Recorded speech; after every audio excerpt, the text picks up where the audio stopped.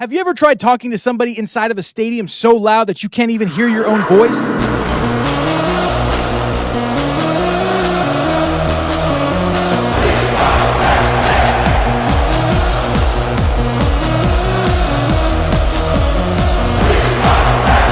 Now imagine trying to follow Jesus in a world that sounds like this.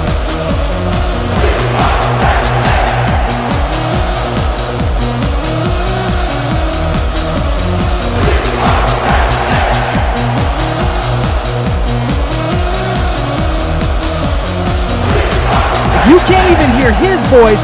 How in the world are you going to tell anybody about it?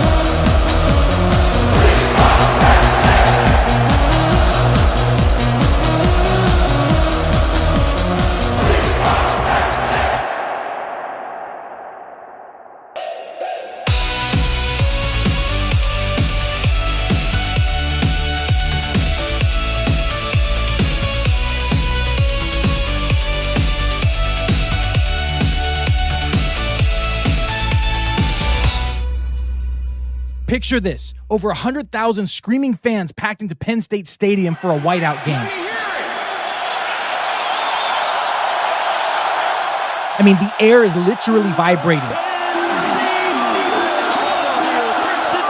Mo Mamba is blasting over the loudspeakers. The student section is jumping so much that the ground is alive.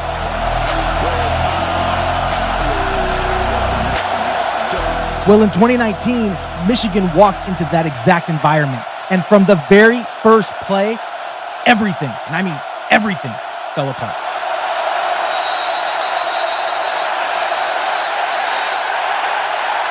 The quarterback couldn't call the play. The linemen, they couldn't hear the cadence. Wide receivers, they didn't know what to do. They had to call a timeout before they could even run a single play.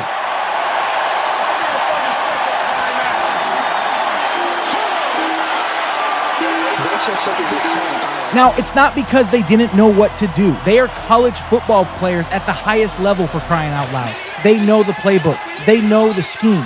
The problem isn't that they don't know what to do. The problem? They can't hear. They don't know who to follow. And when they can't hear the voice of the one that they are supposed to follow, all of the talent, all of the experience, all of the ability in the world means absolutely nothing. And here's the thing. If you and I aren't listening to Jesus, how in the world are we going to know who to follow?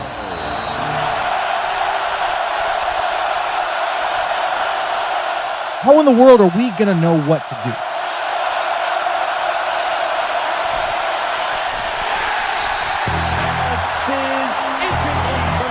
And if you and I aren't listening to Jesus, how in the world are we going to tell people about him? We can quote the verses. We can share the polished presentations. But if we don't actually hear his voice, people will feel the gap, even if they can't explain it.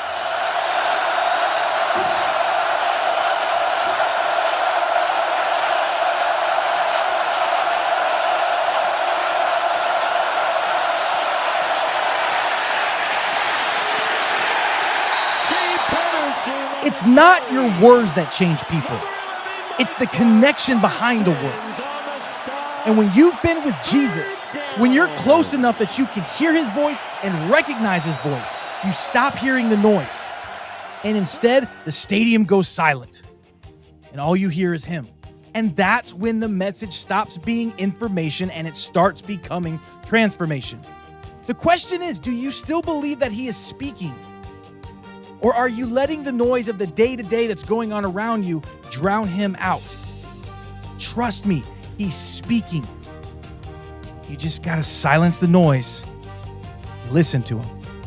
Call a timeout, regroup, see what he's saying, and go run the next play.